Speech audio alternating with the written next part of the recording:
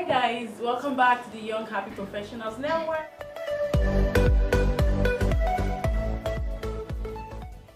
That's what I want us to direct this conversation towards now. How to balance both 9 to 5 and entrepreneurship. How can you handle both? What's the process involved with doing that? So anybody can just, share experiences. That's assuming that I'm interested. Yeah. I am not quite frankly, it's valid. What has been your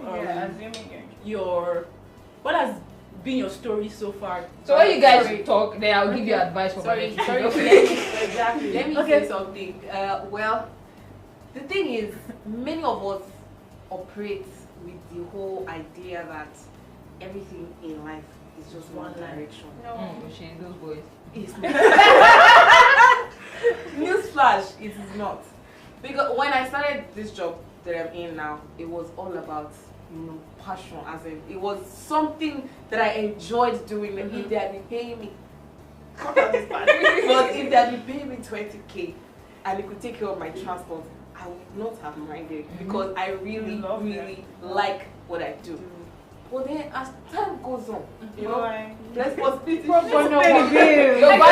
your value increases because with the kind of job I do, experience, connections. Yeah. When you have the experience, the connections, you have been working for a while, your value, increases naturally. And then you have, other things outside of job, outside of your job. Yeah. Taking up your time, taking up your money, taking up your attention. You really want to concentrate on this contract in front of people, your rent, your landlord, call you. And then it is a very valid excuse when somebody says, you know what, I really want to, follow my dreams, but my pocket is pulling me back. It's very valid. Girl. So not all of us can be like Foza. I don't operate with money. Some of us operate with cash. I have currency in my hand. So but then you probably shouldn't forget your dream at the end of the day. Because sometimes you have everybody, you receive inspiration to do anything. It could even be how to package clothes in a different way. Anything. Yeah. You receive inspiration at some point in your life and you're like, yeah, this can work. And then it may not fit into your corporate goal for you to take it to work and say, guys, let's do this. So you might want to work on that with somebody else. And then working on that with somebody else will probably birth an entrepreneurship activity. So at some point you have to, this part that she face right now, switch. I'm also in that process and it's stressing my I've been running away from it. I just got a reminder this morning and I'm like, yo, how are you doing? So how do you handle that stress? How do you handle that process? Handling the stress. Earlier this year I started a business that's selling fruit parfaits and smoothies. I started with staff of my own office. And I have to go after work. I go to school after work, first of all. From 6 to 8, I have to go to school. After school. That's why you're feeling. Now we know why you're feeling. Not because you don't eat. Oh, I eat a lot. So after school, I have to go to the market to get fresh fruits. Because if I eat stale fruits, they definitely feel it in the taste. I have to get fresh fruits. Stay awake all through the night. Processing it. You know how parfaits are? I have to start dicing it in a particular shape, arranging.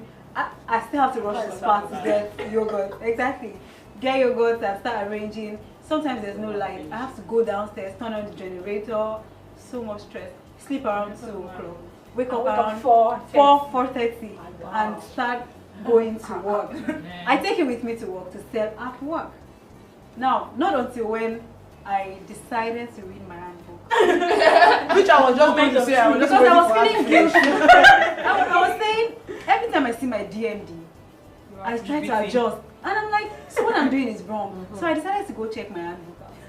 And I found out that the penalty for you even having a personal business, whether in the office or outside the office, is termination. They don't believe in your loyalty anymore. Yeah. So what do I do? I still want to run my business, because not just because I want more money. The main reason why I had the urge to start the business was because was money. And what did I need this extra money for? Not to take care of myself, because because of the NGO I wanted to start. I needed so much funds to start it, but I couldn't.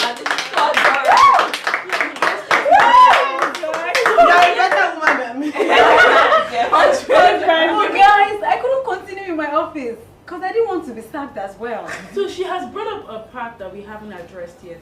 How do you balance the rule at work that says do not have a business? Not everybody's every company company has has that problem. But if your company says you shouldn't have a side business and you want to have your own side business because that's your dream, that's your vision, how do you balance doing that with your 9 to 5? HR. You can't. You can't. There's no balance. Leave. I don't Either know. you I do don't it know or about leave. other Yeah, either you do it on leave. There's no balance. Three It's a, options. you do or you don't do. Stop, hide. You choose one. That's why you have to make the decision to pick one. Are you ready to take the risk? What if Continue you your business? don't or do not? it at work? No, You it sell doesn't it matter. out. It's not about so long you're under the It's not about employment. doing it. I mean, if they do not know, then But they don't what's the there core is- value there of is. that rule? What's the motive of the rule? I think First it's of all, a let me personal first say thing. this. What's your own personal value? My thing first is all companies don't have the same policy. Yeah. Some companies they're just concerned about conflict of interest. So Mhm. you're selling, if I'm selling cement, you're selling cement is a problem. Yeah, definitely. That's it. Apart from that, if you're selling puff puff, I'm selling cement, nobody cares. That's it. Some companies you can't sell. The problem is you allow your employees to make chin chin and sell puff puff, and they get distracted. Yes.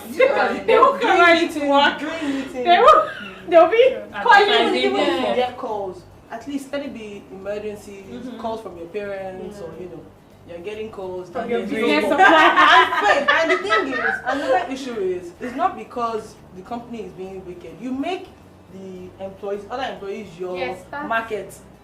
So those are people you are selling to. That's a problem. If I was an employer, that's a problem. Anyways, if we find anybody in my office, we'll fire you. Okay. That's just I want to ask HR something. If practitioner. your organization is silent about this, they did not say they did not say, like they didn't say anything no. about It's, some organizations just like to remove their eye from there, but if you check your handbook, there's something there. It's always So there. the day Yes. something happens and they decided to pick Shife, What if your handbook says do not do anything that is in conflict. conflict? That's what I said. So that's what I'm saying. saying. So if you are selling puff puff or parfaits or whatever, and your company is selling cement, then you are fine. You Then that means those companies don't mind. Doesn't have an issue. If the company, don't mind. that's what I'm saying. That so, like for instance, I think in my company's handbook it is, do not. So we're oil and gas, right? You cannot be offering an oil and gas service. But then puff puff has nothing to do with oil and gas. It's not from the ground. That's But I think we should also always look at in law we call it the golden rule, the motive when you're in interpretation. Interpretation. Don't worry. Interpreting the rule. You have to look at what's the motive behind. So I feel like many companies do that, one, for distraction, like to get the 100% out of the employees. Second, also, don't turn my corporate office into my office. Okay, but much more than that. Sorry, much more than that. We were talking about weekends, which is what I was going to get to. On Saturday and Sunday, which is supposed to be your rest day, you say, okay, don't come to work. And then that Saturday and Sunday, you are all over weddings and everything, giving cocktails and everything. You come to work on Monday and you're tired. All you are looking for is coffee. And this is Sunday to Monday. And then you are even distracted because the puff is so they haven't paid your money. So just things like that. If I'm paying your salary every month, it's not free money. I'm trying exactly. So okay, for my organization, it says employees are not allowed to own a private business. Straight up. And the punishment for this is termination. Yours was Very clear. nice. So when I read it, it became a personal thing for me. There's a lady in my office, she's been doing a catering business for 7 years, and she's been there for 9 years. The management is not saying anything. Doesn't make it right. But it depended on my own values. Do I want to do this? It's in my handbook. I mean, I already signed that I wouldn't do anything contrary to the company's policies.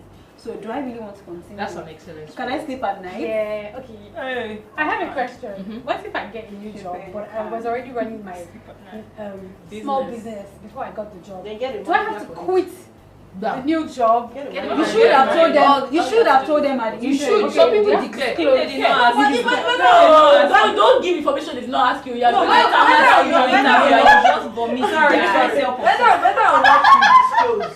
Better or not you disclose, okay, I'm coming, I already have my pump factory. I don't know why we keep using pump. No, okay, let's try. that's fine. But yeah, I already have my pop factory, and then I'm starting this job. You guys are going to pay me racks on racks. Okay, no problem. It doesn't matter. Get the manager to. If it's a company that has that policy, get the manager to sort that out. But let me tell you, as lawyers, when we were coming into like new jobs, like for example, my partner, when he was going into his new job, he expressly stated without everyone asking, saying that I run my law firm. And I'm going to be from the beginning, everybody's aware of the conflict of possible conflict. So when there's a rising conflict of interest, it tells you immediately where it's standing. And lawyers, we do it. We are obligated under our rule of professional conduct to always declare possible conflict of interest. In my profession, if you have leg in another business and you go for an interview, better keep your mouth shut. Because automatically you're not going to get that. Because like you're already telling me that I will not have your time. Exactly. So we're not obligated to disclose anything. Nobody will ask you. It's your personal value. Me, when I start selling my puff, I'm not going to tell you. Because frying and gas is different from frying oil. But there's no oil in both. Okay, so aside how you manage your 9 to 5 and your side hustle, do you think that right now you can afford to have a manager or to have somebody handle the side business part to make you're money? not even making enough money. Yes, and then somebody will tell you he was going to 30K. Exactly, you should factor it in your cost when you're starting. Who buys? So pop that can get 20 naira, you say you keep the contract manager. You don't pack it 9 to 5. Don't look again, I should buy your pop. Okay, so what's the solution? So how do you? Okay, so know your business so make sure they will buy it. You won't buy pop for more than 10 naira. Alright, okay, so for me, like coming from an entrepreneur part at this stage, I would suggest you. The first thing I always ask people is what's your 5-year plan? What's your 10-year plan? You know that I asked that question. It's so annoying. It's difficult. What's your, so that would now, like for example, you don't necessarily like this thing I'm wearing. My partner developed this idea, but he had so many things he was doing. So what he did was he created the vision for this. Yeah, he had the concept and he created the name and everything, and found someone that it's called Ashwaji.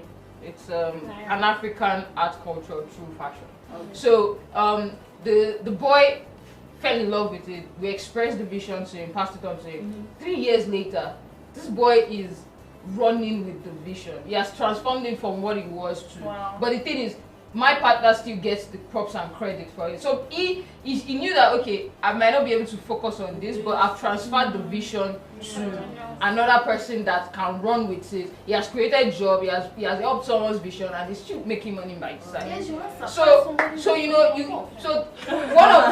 one of the things I would recommend is good partnerships, which is one of the many things we lack in Nigeria. Collaborations, like for example, I'm at a stage where in my career now where we need to branch out into several things. But there are many things I know how to do, but on expert level, because I'm concentrating on one thing, and I start pulling people, inside. I'm pulling Jumoke in for one, pulling Shefe in. So that's how, like, you have to now sit down and say, okay, partnership has to work. Yeah, but that's because you're surrounded yourself with good people. Well, then change your network. Okay, let's start from there. You think are good people.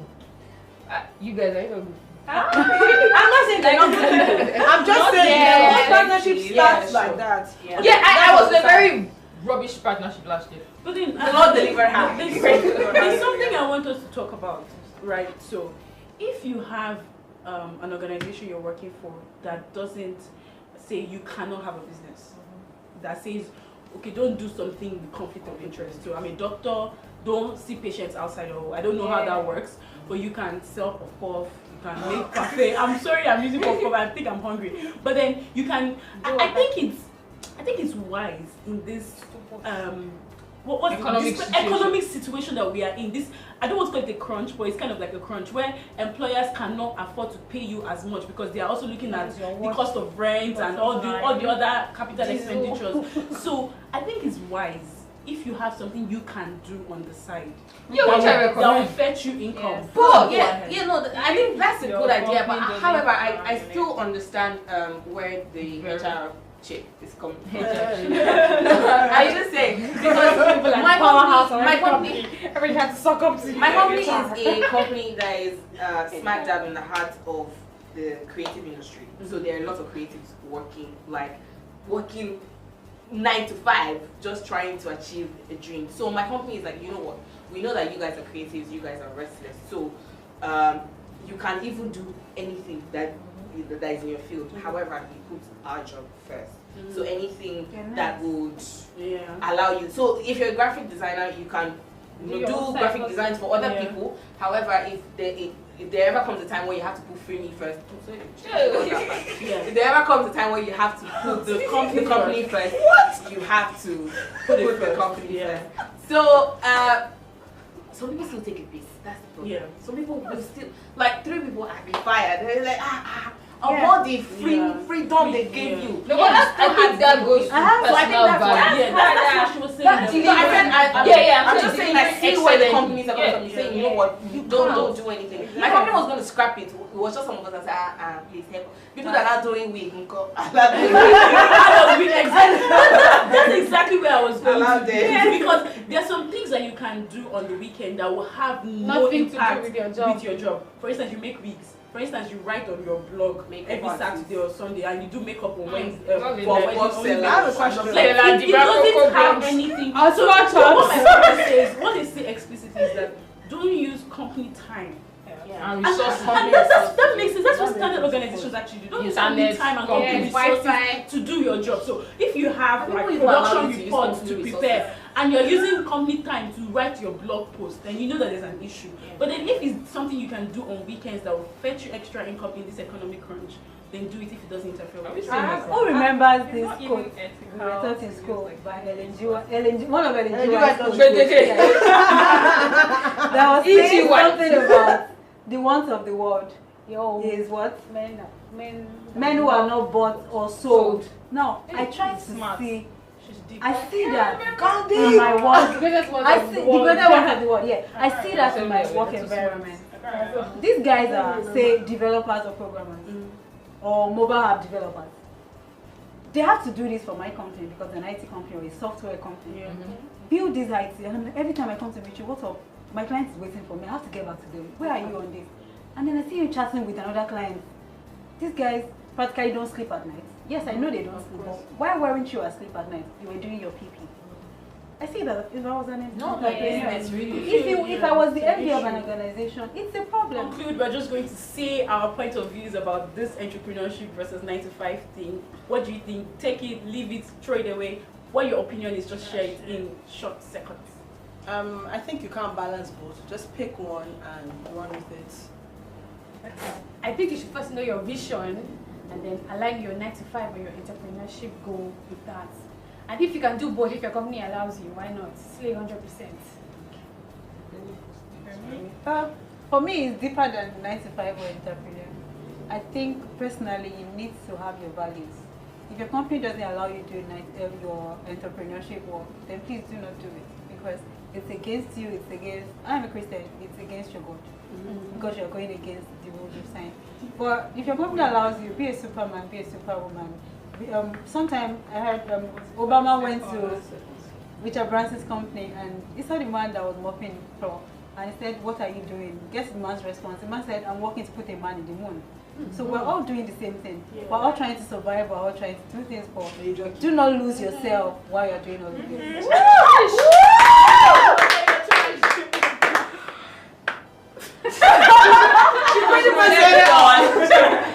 We can wrap up. A 9 to 5 entrepreneurship, anything you do at the end of the day, as long as your hustle is legit, don't let anyone shame you. If you're a 9 to 5, be the best 9 to 5. If you're an entrepreneur, be the best there is. Like just rock whatever you're doing at the moment. And if you can combine it, please go ahead. The sky. Okay, so I want you to talk first. Okay, so entrepreneurs out there, you know, you guys, well done. 9 to 5, well done. We need you guys. Pick one, like they said. But if you're trying to cross over, I recommend vision planning, 10 years, 5 years. I also recommend partnership and collaboration. Thank you. And millennials, you guys, we need to be excellent. Excellence is the key. Once you have the excellent value, you can do anything you really want to do. So that's my good functional working partnerships, not just the That's another topic. Okay. So I think, I mean, if you can find a way to balance both of them, you know, major thing, anything that gives you self-fulfillment, if it's the 9 to 5, if it's the entrepreneurship, if it's the combining both of them together, self-fulfillment, you know, you should be able to sleep at night, you know, feeling fulfilled, you know, feeling like a better person. So that's it. So I'd like to say that anyone you choose as well, you're right. It's the right thing for you. Just go ahead with it. If your company says don't do anything aside this job, do not. If your company allows you to, go ahead. You need the money, so make the money. Because we're trying to build our subscribers, I'd like you guys to say that people should subscribe to YHP Network, please.